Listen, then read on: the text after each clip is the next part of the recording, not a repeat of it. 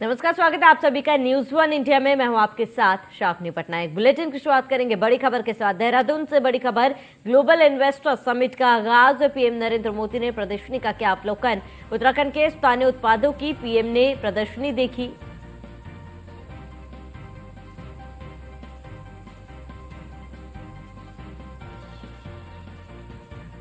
वहीं इसी बीच investor summit में बाबा रामदेव क्या कुछ कह रहे हैं, आइए आपको सुनाते हैं। हमने शून्य से अपनी यात्रा हरिद्वार से शुरू की थी। आज मैं प्रधानमंत्री जी के सामने जितना अभी तक हमने उत्तराखंड में निवेश किया और यहां पर लोगों को रोजगार दिया, आगे भी करीब 10,000 करोड़ रुपए का नया निवेश और 10,000 से ज्यादा लोगों को रोजगार पतंजलि देगा, ये आपके सामने अपनी प्रतिबद्धता व्यक्त करता हूं।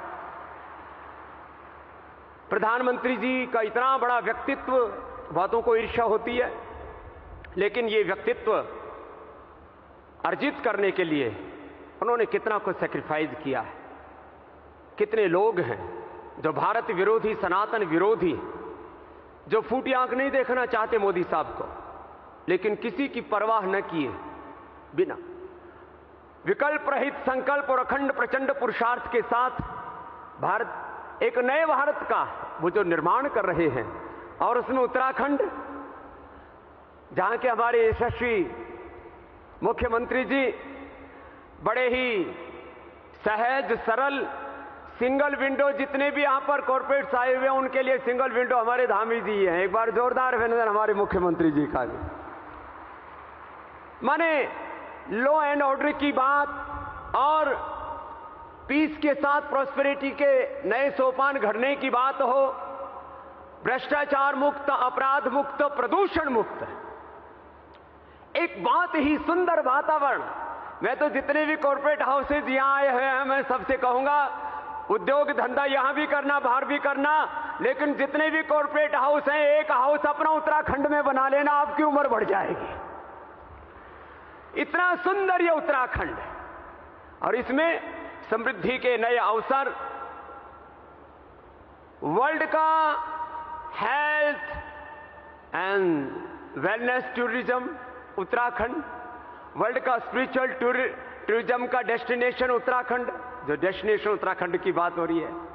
हेल्थ और मेडिकल टूरिज्म की बात हो, या रिटायरमेंट के बाद, मैं पहले देखता था लोग कोई पुणे बसने जा रहा है, कोई बेंगलोर बसने जा रहा है। अब पूरे देश नहीं, पूरी दुनिया के लिए यदि सबसे अच्छा कोई डेस्टिनेशन है तो उत्तराखंड है। इतनी अपरिमित संभावनाएं हैं। यदि हम यहां बात इंफ्रास्ट्रक्चर की करें तो इंफ्रास्ट्रक्चर में कितना ही बड़ा अप्रतिम विकास यहां पर हो सकता है। हेल्थ से लेकर के एजुकेशन तक, कितने लोग यहां के अलग अलग स्कूलों में पढ़े। जितने भी कॉर्पोरेट हाउस यहां पर आए हैं और जो नहीं आए, मैं तो सबसे कहूंगा सीएसआर फंड से जो पैसा है उसमें से एक स्कूल आप यहां जरूर बनाइए। इससे जहां उत्तराखंड के बालक पढ़ेंगे, पूरे देश के बच्चे आकर पढ़ेंगे। कुछ रेसिडेंशियल बनाइए, कुछ डे बोर्डिंग बनाइए। यहां हेल्थ के लिए, एजुकेशन के लिए, इन्वायरमेंट के प्रोजेक्ट की बात हो, एग्रीकल्चर। 2 दिन पहले पूज्य आचार्य भाषण जी के पास में मैं गया तो बद्री गाय का घी 250 रुपए किलो का मुझे दिया। माने यहां के प्रकृति में अपरिमित जल, जंगल, जड़ी बूटी, पहाड़ में अपरिमित सामर्थ्य है। और चारों धामों से लेकर के पूरे हिमालय में जो इंफ्रास्ट्रक्चर पिछले 60-70 सालों में डेवलप नहीं हुआ था, वो पिछले 10 सालों में आदरणीय मोदी जी के आशीर्वाद से डेवलप हुआ। इसके लिए हम हृदय से अभिनंदन करते हैं। पहले हम जाते थे 4 धाम तो पूरा दिन लग जाया करता था एक धाम पहुंचने में ही। आज इतना सुंदर इंफ्रास्ट्रक्चर है। और अभी देहरादून का एयरपोर्ट, अभी पंतनगर में भी एयरपोर्ट, हमारे पूज्य महाराज जी बैठे हुए हैं, मेरे से कह रहे थे कि स्वामी जी अब हरिद्वार में भी एक एयरपोर्ट, क्योंकि यहां एयरपोर्ट के चारों तरफ पहाड़ है तो थोड़ी दिक्कत सी बात है।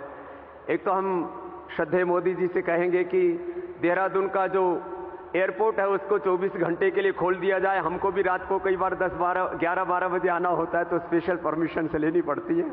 तो ये जितने भी बड़े उद्योग हैं उनको आगे पीछे आना पड़े, तो बहुत कुछ किया है। श्रद्धेय मोदी जी का જન્મ વડનગરમાં ગુજરાતમાં થયો હતો, પણ આધ્યાત્મિક જન્મભૂમિ આદરણીય श्रद्धेय मोदीजीनी आ उत्तराखंड છે। ये धरती उनकी आध्यात्मिक जन्मभूमि है, क्योंकि उन्होंने उत्तराखंड को बहुत कुछ दिया, उन्होंने उत्तराखंड से बहुत कुछ पाया है, बहुत कृतज्ञता उनके हृदय में।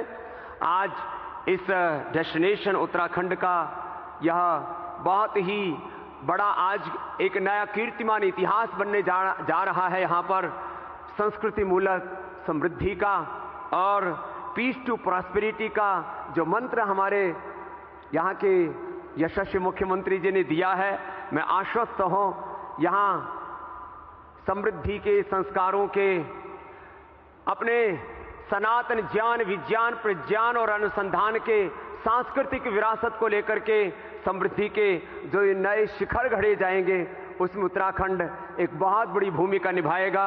एक बार पुनः आप सब, मैंने देखा यहाँ पर कुछ 5-5, 10-10 करोड़ की भी इन्वेस्टमेंट करना चाहते हैं, कुछ 5, 10, 20, 25 हजार करोड़ की इन्वेस्टमेंट करना चाहते हैं।